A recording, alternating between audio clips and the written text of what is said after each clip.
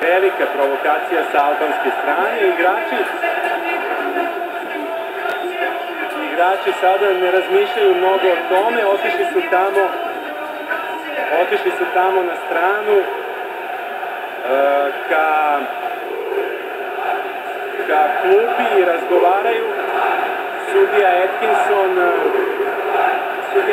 razgovara s igračima, a mislim da je ovo delegat koji pokazuje i fotografiše šta se dešava ovde na terenu. Atkinson se sada savjetuje, mislim, sa delegatom i četvrtim sudijom. A zastavu je uhvatio Stefan Mitrović. A sada su albanski igrači krenuli tamo i evo nereda. Vidio, što ti rekla, izbiće rat. Albanski igrači su uzeli tu zastavu i sklanjaju je. Ovo su neredi kojima je počelo sve, evo i tuče, evo i udaraca. Uletelo je više ljudi ovde sada na teren. A jedan srpski navijač kreće tamo da otme tu albansku zastavu i tuče se na klupi sa protivnicima. Dakle, počeli su neredi na tribinama, sada je sve mirnije. U ovom trenutku je sada sve mirnije. Počeli su neredi sve mirnije. Ko sam ovako da? Kad se potopu sve mirno. Ma da.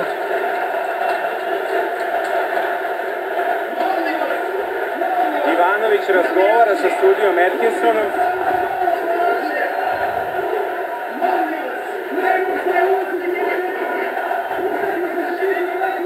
Ušli su i specijalci sada na teren.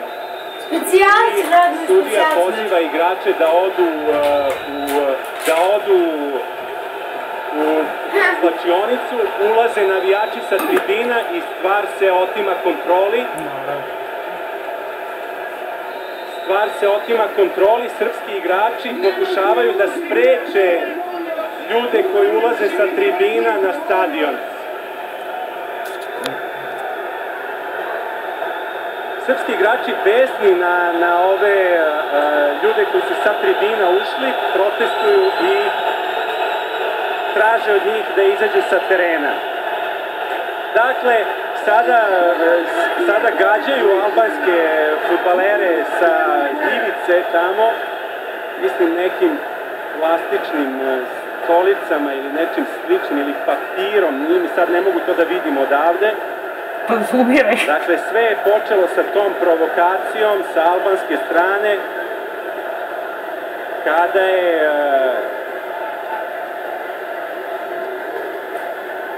onim malim letećim objektom na daljinsko upravljanje uneta zastava na stadion Partizana. Potom je tu zastavu dohvatio Stefan Mitrović, a albanski fudbaleri su krenuli da je otmu Mitroviću. Od tog trenutka počela je gužva na terenu, sukobili su se igrači, a uletelo je i nekoliko ljudi sa tribina.